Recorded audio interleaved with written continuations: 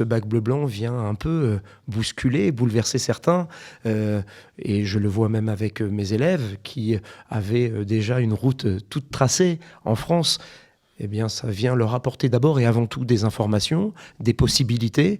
Ce sont des jeunes de 17 ans qui sont à la croisée des chemins. Ils doivent prendre des décisions. Oui. Et souvent, à 17 ans, voilà, en France, on a l'impression que voilà, à 17 ans, il faut déjà rentrer en université. On ne se donne pas le temps de se poser et de peut-être donner une année supplémentaire de réflexion, de maturité pour pouvoir faire les bons choix. Depuis 22 ans, les étudiants de terminale des écoles juives de France se donnent rendez-vous en Israël pour le bac bleu-blanc. Un événement, on va dire, que personne n'aimerait rater parce que c'est le moment où ils découvrent Israël, où ils changent peut-être de perspective quant à leur avenir. Nous avons la chance aujourd'hui d'avoir Yohan Attal, un directeur d'école juive, le directeur de l'école Maïmonide de Rambam, ici présent, qui va nous raconter un petit peu les coulisses de ce bac bleu-blanc. Bonjour Yohan et bienvenue. Bonjour Cathy, merci de m'accueillir. Avec grand plaisir. Alors c'est toujours intéressant d'avoir le regard d'un directeur d'école, on va dire un peu hors champ cette fois-ci, parce que vous voyez les élèves, eh bien pas tout à fait comme en classe, Oui, pas tout à fait comme en cours de maths. Complètement. Et c'est évidemment un événement incontournable, presque même attendu depuis leur classe de 6e. Et une fois encore cette année, ils sont au rendez-vous. Comme vous l'avez dit très justement, ils ne rateraient cet événement pour rien au monde. Et les parents sont là, s'engagent, les enfants viennent et profitent pleinement et découvrent aussi Israël un petit peu différemment de ce qu'ils ont l'habitude de voir lorsqu'ils viennent au mois d'août en Israël. Qu'est-ce qui a changé depuis le 7 octobre ?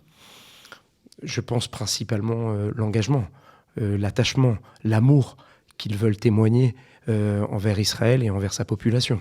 Il y a une vraie prise de conscience, même si en France, je pense qu'on a toujours été vraiment toujours très liés et très proches.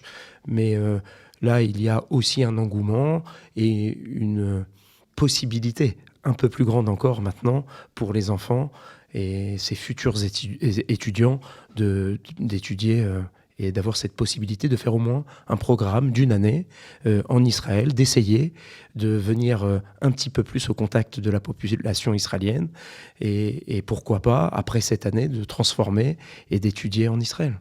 C'est ça le but du bac blanc-bleu en tout cas. C'est aussi l'un des objectifs, mais aussi renforcer leur identité juive, aussi connaître le pays, encore une fois, de façon un petit peu différente, et aussi de pouvoir donner des éléments factuels avec les guides, les madrichim qui sont là et qui encadrent tout au long du séjour les élèves, leur donner des éléments de réponse, encore une fois factuels, pour les élèves qui vont rester en France et qui vont être probablement confrontés à l'antisémitisme, à l'antisionisme, de pouvoir donner à ces étudiants des éléments de réponse pour pouvoir aussi répondre face à cette agressivité. Ouais, c'est un voyage qui a plusieurs buts, plusieurs va dire, plusieurs facettes. Alors, le voyage a été rallongé de 3 jours. Pourquoi ? Oui, très intéressant. Depuis l'année dernière, effectivement, nous proposons, à travers la Chavaïa Israeli et M. Daniel Benaïm, un voyage de 10 jours, où ces 3 jours vont permettre aux élèves... Avant, c'était 7, en fait. Avant, c'était 7 jours. Ouais. Et donc, ils ont au total 25 heures de bénévolat dans différentes associations. Alors, ça peut être une association agriculture et ils vont venir aider, soit sur de planter, soit récolter. Ça peut être des associations qui confectionnent des colis. On est en pleine période de Hanouka et ils ont pu confectionner des colis pour des familles nécessiteuses. Ça prend toute forme. Et l'idée, c'est savoir donner de son temps aussi pour des associations et des familles qui sont dans le besoin. Alors, on sait très bien, quand on connaît les étudiants juifs de France, enfin les futurs étudiants, que justement, leur avenir professionnel, les études, c'est fondamental pour eux. Est-ce qu'ils vont rentrer dans des facs ?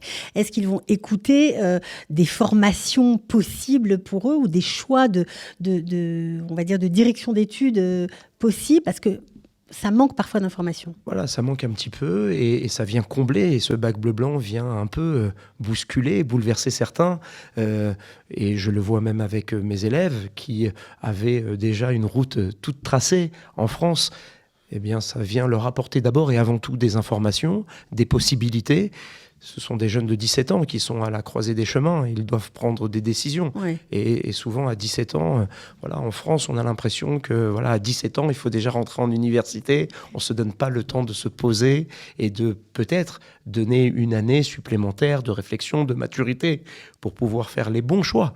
Parce que parfois, on choisit des études et puis finalement, on se rend compte 2 ans après que ce n'était pas du tout complètement.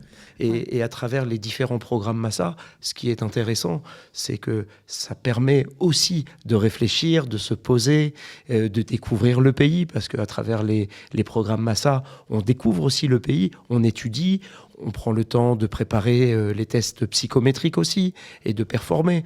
Et donc, il y a tous ces aspects qui sont réunis et qui permettent aujourd'hui à certains élèves qui avaient pourtant un chemin déjà tout tracé, bien de réfléchir, de changer. On vous en a parlé de ça ? On m'en a parlé avec des élèves pas plus tard qu'hier qui étaient même bouleversés parce qu'ils se voyaient déjà un chemin tout tracé en France. Et finalement, pourquoi pas ? Et j'ai vu quelque chose qui m'intéressait et j'y avais pas pensé avant. Et il faut pas oublier que ce bac bleu-blanc aussi nous permet d'aller visiter les universités et donc de voir un petit peu comme ça les complexes, les universités qui ressemblent souvent à des complexes un peu à l'américaine. Ouais. Et donc rien à voir avec les universités en France, ça, complètement. C'est sûr. Ouais. Et donc ils se sentent vraiment pousser des ailes. Alors, on sait que ce bac bleu-blanc est organisé pour les élèves de terminale. Or, en terminale, quand ils arrivent au mois de janvier, il leur reste peut-être 2 mois pour faire leur choix sur Parcoursup.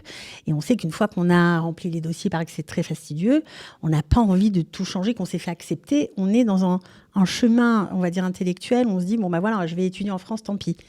Si on le faisait en première, ce serait pas mieux ? Et peut-être même en seconde. Et l'ambition de mon établissement, c'est effectivement de créer et de faire déjà un premier voyage dès la classe de seconde pour amorcer déjà un processus et de se dire que finalement, le bac bleu-blanc, ce serait comme une concrétisation qui va venir finaliser un choix.